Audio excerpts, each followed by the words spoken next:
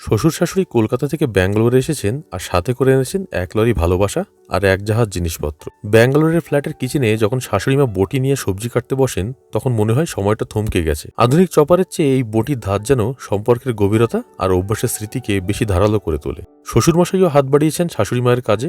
এ দৃশ্য কলকাতার ফ্ল্যাটে বিরল, কিন্তু ব্যাঙ্গালোরের ভিনগ্রহে বেশ মানানসই। সকালে ধোসাও যখন শাশুড়ি মায়ের হাত তৈরি হয় তখন তাতে দক্ষিণ ভারতের চেয়ে দক্ষিণ কলকাতার স্বাদ বেশি পাওয়া যায়। হজম শক্তি এখন ওই শিবরাত্রি সলতের মতো ধিকধিক করে জ্বলছে। সারাটা দিন স্রেফ খেয়েই চলেছি।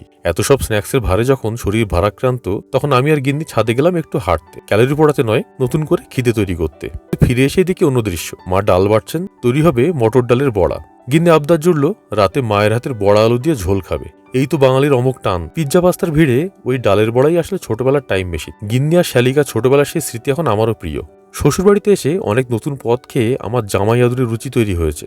শাশুড়ি মায়ের হাতের রান্নার আমি এখন অন্ধভক্ত, যাকে বলে ডিভোটি। শ্বশুরবাড়িতে না এলে অনেক কিছু স্বাদই হয়তো কোনোদিন অজানাই থেকে যেত। যেহেতু আগামীকাল শিবরাত্রি, তাই আজ ডিনারে নিরামিষ। নিয়মনিষ্ঠার বাঙালি, রীতিবিরক্ত হলেও ওই ভক্তিটুকুই আমাদের ডিএনএতে থেকে গেছে। সকালে পাড়ার শিব মন্দিরে গিয়ে দেখি জনসমুদ্র। দক্ষিণ ভারতীয় ভক্তিতে আমাদের এই খড়দা তারকেশ্বরের হালকা মেজাজ খাটবে না। বুঝলাম প্রথম প্রহরেই ফিরতে হবে। প্রথম প্রহর শুরু হতে হতে রাত নামবে। বাড়ি ফিরে দেখি মায়ের চষিপিঠের মহাযজ্ঞ শুরু হয়েছে। পৌষ মাসে মা ছিলেন না বলে আমি কোনো মতে পাটিসাপটা দিয়ে দায়িত্ব সেরেছিলাম, কিন্তু মায়েদের হাতের পিঠে সেই ছন্দ, সেই কারুকাজ, সেটা কি আর আমার মতো আনাড়িদের দিয়ে হয়? সন্ধ্যায় মন্দিরে গিয়ে দেখি প্রসাদের লাইনে লঙ্কাকাণ্ড।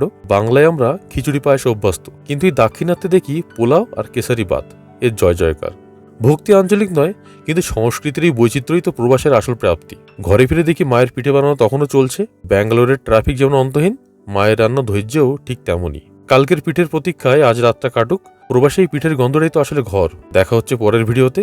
ততক্ষণ বাঙালির এই বড়া আর পিঠের নস্টালজিয়া চলতে থাকুক।